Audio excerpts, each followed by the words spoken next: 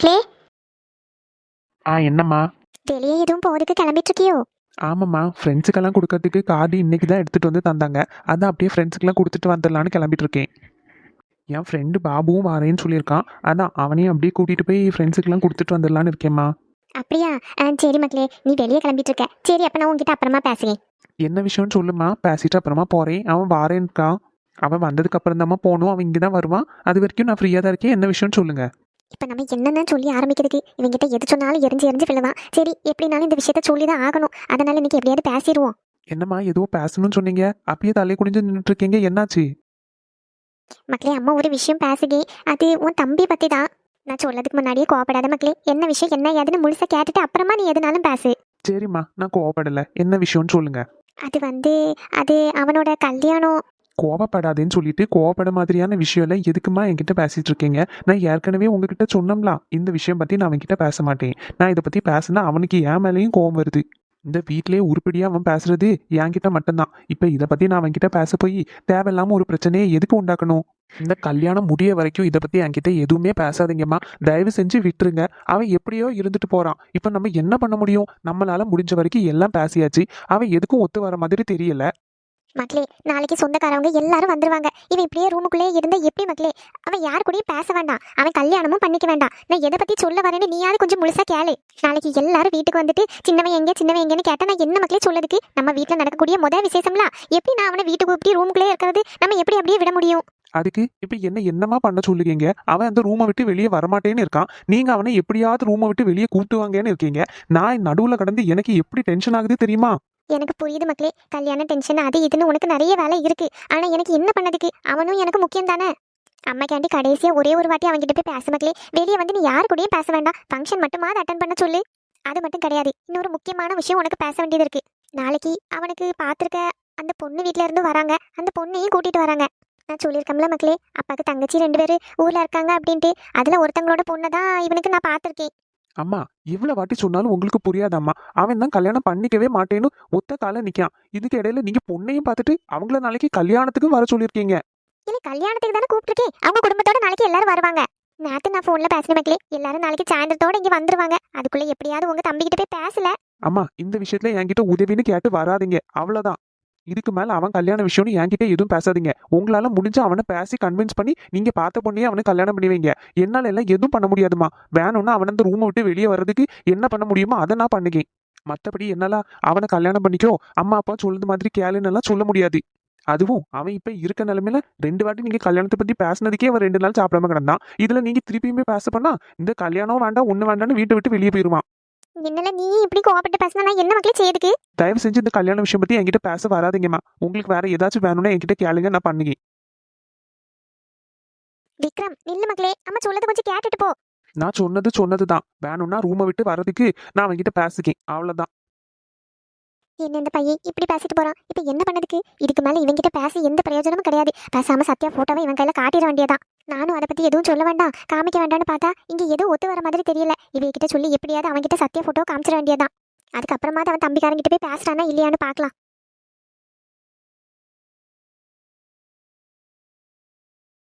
விக்ரம், நில்லு மக்களே. அம்மா சொல்லது ஒரு வாட்டி கேளு. அம்மா, எனக்கு வெளியே நிறைய வேலை இருக்கு. தயவு செஞ்சு இந்த விஷயத்துக்கெல்லாம் என்ன கூப்பிடாதீங்க. விக்ரம், ஒரு நிமிஷம் நில்லு. அம்மா பேசிக்கிட்டே இருக்காங்க, நீ உன் பாட்டுக்கு போயிட்டே இருக்க. வேற என்ன பண்ண சொல்லுங்க 2 பேரும்? அம்மா பேசி முடிக்கிறது வரைக்கும் கொஞ்சம் கேளு மக்களே. அதுக்கப்புறமா நீ வெளியே போ. அப்பா, நான் உங்ககிட்ட ஒரு விஷயம் சொல்லிக்கேன். அவன் கல்யாணம் மட்டும் பண்ணிக்கவே மாட்டான். இதை பத்தி பேச போனா நம்ம மேல அவனுக்கு இன்னும் கோவம் தான் வருமே தவிர அவன் இந்த விஷயத்துக்கு என்னைக்கும் ஒத்துக்க மாட்டான். இன்னும் 2-3 நல்ல கல்யாணம். இந்த டைம்ல போய் நான் இதை பத்தி பேசிட்டு இருந்தேன்னா இந்த வீட்ல என்ன நடக்கும்னு உங்களுக்கே தெரியும். அம்மாவே சொன்னாங்க, நாளைக்கு சொந்தக்காரங்க எல்லாரும் வந்துருவாங்க அப்படின்ட்டு. அவங்க வந்ததுக்கு அப்புறம் இவன் வீட்டை விட்டு வெளியே போயிட்டா நான் என்ன பண்ணதுக்கு? நீ சொல்றது எல்லாமே கரெக்ட் தான் விக்ரம். ஆனா எங்களுக்கும் உன்கிட்ட ஒரு விஷயம் பேசணும். எங்க நீங்க? இதுக்கப்புறம் இவன்கிட்ட இதை பத்தி பேசாம இருந்தா சரி வராது. அதனால இன்னைக்கு எல்லாத்தையும் பேசிடுவோம். நீ போய் அந்த போன் எடுத்துட்டு வா. சரிங்க. இங்க பாரு விக்ரம், அவனுக்கு பாத்திருக்க பொண்ணு என் தங்கச்சி பொண்ணு தான். உடனே எல்லாம் கல்யாணம் பண்ணிக்கணும்னு நான் சொல்ல மாட்டேன். அந்த பிள்ளை இப்பதான் செகண்ட் இயர் படிச்சு முடிச்சதுக்கு அப்புறமா ஒரு வருஷம் போட்டும், அதுக்கப்புறமா நம்ம கல்யாணம் பண்ணிக்கலாம். அப்பா, நான் இவ்வளவு தூரம் சொல்லிட்டு இருக்கேன், உங்களுக்கு கொஞ்சம் கூட புரியவே மாட்டேங்குது.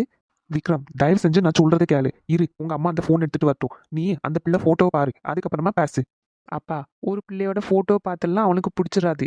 ஒரு பொண்ணோட ஃபோட்டோவை பார்த்து கல்யாணம் பண்ணிக்கிறதுக்கு அவன் ஒத்துக்குவான்னு உங்களுக்கு தோணுதா? ஃபர்ஸ்ட் அந்த பொண்ணோட ஃபோட்டோவை நீ பாரு, அதுக்கப்புறமா பேசு. பாரு விக்ரம், இந்த நிக்கல இந்த கண்ணாடி போட்ட பொண்ணு, இதுதான் அவனுக்கு பார்த்திருக்க பொண்ணு. பேரு சத்யா. அம்மா, என்னம்மா சொல்லுங்க? இந்த பொண்ணா? ஆமா, இந்த பொண்ணை தான் அவனுக்கு பார்த்திருக்கோம். இப்ப சொல்லு, அவன் கல்யாணத்துக்கு ஒத்துக்குவானா மாட்டானான்னு. யாரும்மா இந்த பொண்ணு? அப்படியே. ஆமா, அப்படியே அந்த பிள்ளை அஞ்சு மாதிரியே இருக்குல்ல. ஆமாம்மா, எனக்கு இன்னுமே நம்பவே முடியலம்மா. நிஜமாவே இந்த பிள்ளை தானா? ஆமா மக்களே, இந்த பிள்ளை தான் உங்க அப்பாக்கு தங்கச்சி. அவங்க பொண்ணு தான், பெரியவா. பேரு சத்யா. அஞ்சு மாதிரியே இருக்குமா? அப்படியே அஞ்சு மாதிரி இருக்குமா அந்த பிள்ளை? ஆமா மக்களே, இதுக்குதான் நாங்க சொன்னேன். அங்க போய் முத இந்த பிள்ளையை பார்த்ததும் எனக்கும் உங்க அப்பாவுக்கு எப்படி இருந்துச்சு தெரியுமா? என்ன ராணி, பொண்ணை கூப்பிடணும்னு சொல்லி உள்ள பொண்ண நீ மட்டும் தனியா வர? எங்க உங்க பொண்ணு? அது அவளுக்கு கொஞ்சம் உடம்பு சரியில்லையா, அதான் அப்படியே படுத்தே கிடந்தா. துணி மாத்திட்டு அண்ணன் பாரானே கூப்பிட்டு எவ்வளவு நேரம் ஆச்சு, எப்படி வாரான்னு பாரா. ஆடி அசங்கி அண்ணா பாரானே, அவதான் என் பொண்ணு. இவதானே என் பொண்ணு சத்யா. எங்க என்னங்க இது? எனக்கும் அதுதான் ஒன்றும் புரியல சிவகாமி. எனக்கு நெஞ்செல்லாம் படப்படன்னு வருவங்க. இந்த பிள்ளை சத்யாவை பார்க்கறதுக்கு அப்படியே அஞ்சு மாதிரியே இருக்கு. ஆமா சிவகாமி, அச்சு அசல் அந்த பிள்ளை அஞ்சு மாதிரியே இருக்கு. இந்த பிள்ளை சத்யா. எனக்கு என் கண்ணையே நம்ப முடியல பாத்துக்க. கொஞ்சமாவது வித்தியாசம் இருக்கான்னு பாத்தியா? அப்படியே இருக்கு. ஆமாங்க. என்ன அண்ணி, என்னாச்சு? ரெண்டு பேரும் ஒரு மாதிரி இருக்கீங்க. சிவகாமி, நீ வாயை திறந்து எதுவும் சொல்லி தொலைச்சிடாத. பேசாம இரு, அப்புறமா பாத்துக்கிடலாம். என்னாச்சு அண்ணே, ஏன் ஒரு மாதிரி இருக்கீங்க? இவதான் என் மூத்த பொண்ணு சத்யா. சத்யா நல்லா இருக்கியா மக்களே? பியார் மாதிரியே பிள்ளையும் கண்ணுக்கு லட்சணமா அழகா இருக்கு. ஆமா, கண்ணுக்கு லட்சணமா ரொம்ப அழகா இருக்கா. அட பாரு, என்னையும் ஒருத்தங்க அழகா இருக்கான்னு சொல்லுவாங்க. என்னாலே நம்ப முடியல. சரி, நாம ஒரு வணக்கத்தை போடுவோம். அத்தை மாமா வாங்க, வணக்கம். நல்லா இருக்கீங்களா? ஆமா மக்களே, நாங்க நல்லா இருக்கோம். ஆஹா, என்ன ஒரு பணிவு. அழகா இருக்கான்னு சொன்னதும் பிளேட்டை எப்படி மாத்துவி? இவ்வளவு நேரம் வீட்டுக்கு வந்தவங்களை பிடிச்சி என்னான்னு திட்டிட்டு இருந்தா. சரி, ஏதோ ஒண்ணு, வந்தவங்க கிட்ட கொஞ்சம் நல்லபடியா நடந்துகிட்டா அவ்வளவுக்கு நல்லது. அம்மா எப்பவும் உங்க ரெண்டு பேரை பத்தியும் தான் சொல்லிட்டே இருப்பா. கோயம்புத்தூர்ல எங்களுக்கு ஒரு அண்ணன் இருக்கா, அவங்க பார்த்து ரொம்ப வருஷம் ஆச்சு, அப்படி இப்படின்னு டெய்லி உங்க பேச்சு தான். நான் எப்ப சொன்னேன்? இவளுக்கு எப்படி இவங்க பேரெல்லாம் தெரிஞ்சிச்சு? சரியா போச்சு, அழகா இருக்கான்னு சொன்னதும் என்னென்ன பிட்டெல்லாம் போடுகா. சரி, நாமளும் அப்படியே மெயின்டைன் பண்ணுவோம். பரவாயில்லையா ராணி, இங்க எல்லார பத்தியும் சொல்லி கொடுத்துதான் வளர்த்துருக்க பிள்ளைல. ஆமாண்ணே, குடும்பத்துல இருக்கிற எல்லாரையும் சொல்லி கொடுத்து வளர்க்கணும்ல. நாளைக்கு ஒரு விசேஷம் அப்படி இப்படின்னு நீங்க எல்லாம் வரும்போது யாருன்னே தெரியாம முழிச்சிட்டு நிப்பாங்க. அதனால எல்லார பத்தியும் நான் என் பிள்ளைங்களுக்கு சொல்லி கொடுத்து தான் வளர்த்துருக்கேன். அம்மா, என்ன உருட்டு உருட்டுதா? நான் ஒரு உருட்டு உருட்டுனா இவ ஒரு உருட்டு உருட்டுதா. சரி அண்ணே, நீங்க பேசிட்டு இருங்க, நான் போய் உங்களுக்கு சாப்பிட்றதுக்கு தான் எடுத்துட்டு வரேன். வேண்டாம் ராணி, ஒண்ணுமே வேண்டாம். நீ செல்வி வீட்டுக்கு போனோம்ல லெட்டர் கொடுக்கறதுக்கு, நீ ரெடி ஆயிட்டு வா, நம்ம போலாம். சரிண்ணே. இடி, அங்க என்ன பாத்துட்டு நிக்க? வாங்க. சிவகாமி, அழாத, கண்ணத்தோட. என்னாலதானே அந்த பிள்ளைக்கு இப்படி ஆச்சு. உன்னால எல்லாம் ஒண்ணும் கிடையாது. நம்ம கல்யாணத்துக்கு ஒத்துக்கல, அதனாலதான் இப்படி ஆயிடுச்சு. அந்த பொண்ணு அப்படி பண்ணதுக்கு நம்ம என்ன பண்ண முடியும் சிவகாமி? அந்த பொண்ணு பொறுமை இல்ல, கொஞ்சமாச்சும் பொறுமையா நமக்காண்டி வெயிட் பண்ணிருக்கலாம். சரி, நம்ம சம்மதம் சொல்ல வரைக்குமாவது வெயிட் பண்ணிருக்கலாம். அந்த பிள்ளை இப்படி பண்ணதுக்கு நம்ம என்ன பண்ண முடியும்? பாரு, நம்ம மேல எந்த தப்பும் கிடையாது. அதனாலதான் ஆண்டவனா பார்த்து நம்ம பிள்ளைக்கு அதே மாதிரி அவனுக்கு பிடிச்ச மாதிரியே இன்னொரு பிள்ளையை இங்க அனுப்பிச்சு வச்சிருக்கான்.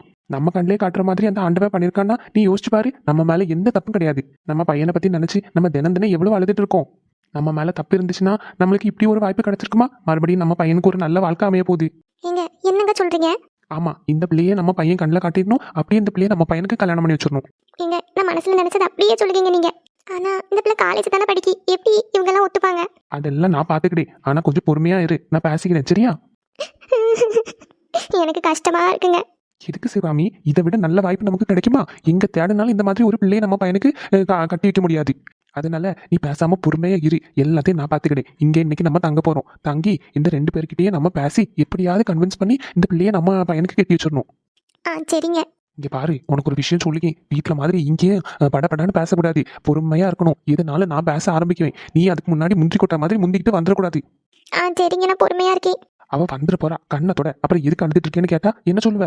கண்ணை தொடச்சிட்டு பேசாம இரு, எல்லாத்தையும் நான் பாத்துக்கிட்டேன். இங்க இருந்து போறதுக்கு முன்னாடி எல்லாத்தையும் நான் ரெடி பண்ணி நம்ம பிள்ளைக்கு பையனுக்கு இந்த பிள்ளையை பேசி முடிச்சுட்டு தான் நம்ம இங்கிட்டு போறோம். சரிங்க. இது அவ பாரா கண்ணத்தோட. ஆண்டவ புண்ணியத்துல நம்ம பையனுக்கு ஒரு நல்ல வாழ்க்கை அமைய போகுது. பிள்ளையும் கண்ணுக்கு லட்சணமா அழகா நல்ல மரியாதையோட இருக்கு. இவர் சொன்ன மாதிரி எப்படியாவது இந்த பிள்ளையை நம்ம பையனுக்கு பேசி முடிச்சுட்டு தான் போகணும். கல்யாணம் பண்ணிக்க மாட்டேன்னு சொல்லிக்கிட்டே இருக்கவே இந்த பிள்ளை போட்டோவை பார்த்தாலாது மனசிறங்கி சரின்னு சொல்லுதானான்னு பார்க்கலாம். கடவுளே, எங்களுக்கு கிடைச்ச கடைசி சான்ஸ் இது. எல்லாமே நல்லபடியா நடக்கணும். போறேன்